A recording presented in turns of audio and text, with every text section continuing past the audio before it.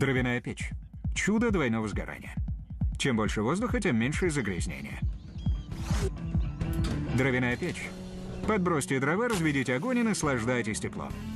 Хотите верьте, хотите нет, но внутри горит не один огонь, а целых два. С помощью двух зон горения эта дровяная печь максимально увеличивает производство тепла и сокращает загрязнение. Но откуда берутся две зоны горения, если у нее только одна топочная камера? Эта дровяная печь оптимизирует химическую реакцию под названием горение путем ее удвоения, что позволяет значительно сократить количество загрязняющих газов, выходящих из трубы. Прежде всего, огню необходимо топливо, в данном случае дрова. Ему также нужен кислород для поддержания химической реакции. Вентиляционные отверстия в передней и задней части печи поставляют кислород.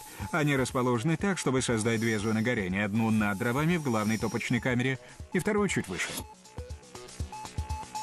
Благодаря двум зонам горения обычная дровяная печь превращается в высокоэффективный топливный агрегат, способный производить и поддерживать большое количество тепла.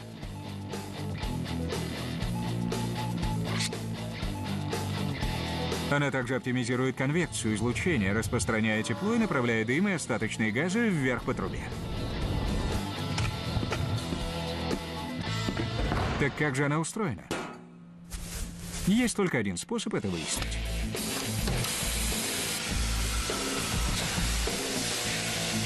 Эта печь, сделанная из твердой стали, весит 188 килограммов.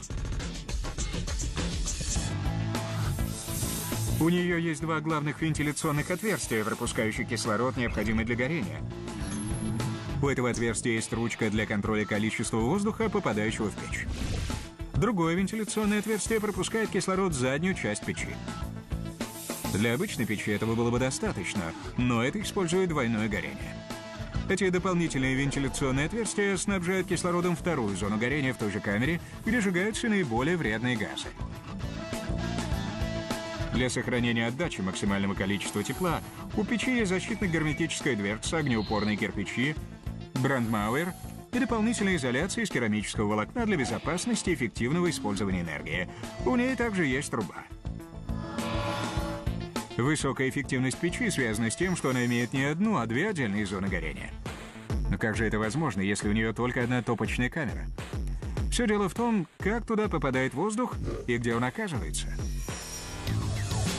Кислород, подпитывающий первую зону горения, попадает туда через боковые вентиляционные отверстия, нагревается и, поднимаясь, заходит в топочную камеру чуть выше дверного окошка.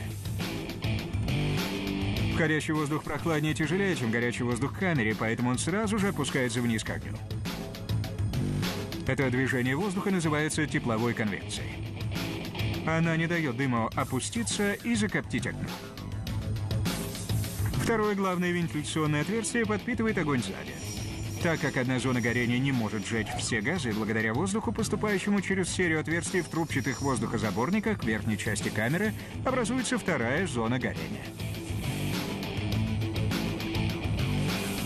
Поступающий воздух быстро нагревается и почти не влияет на температуру в топочной камере.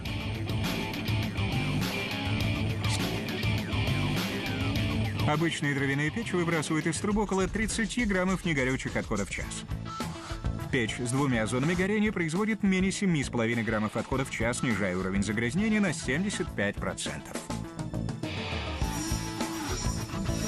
Газы, не сгоревшие в обеих зонах горения, выходят через трубу. Но каким образом они засасываются в этот обычный длинный цилиндр? Опять же, благодаря тепловой конвекции. Тепло поднимается, и так как горячие газы более разряженные и легкие, чем наружный воздух, они поднимаются по трубе. В результате движения воздуха создается сквозняк, который затягивает дым и газы вверх и из трубы. Конечно, дровяная печь теряет при этом часть ценного тепла, но с этим ничего не поделаешь, так как именно тепло поднимает газы наверх и из трубы. Когда горячие газы поднимаются по трубе и на их месте образуется вакуум, туда устремляется свежий воздух. Так возникает тяга, необходимая для нормальной работы этого чуда инженерного искусства. Конечно, приятно смотреть, как бушует пламя в дровяной печи, но намного больше впечатляет невидимая инженерия, которая окружает это пламя, создавая две зоны горения, производя больше тепла и меньше загрязнения.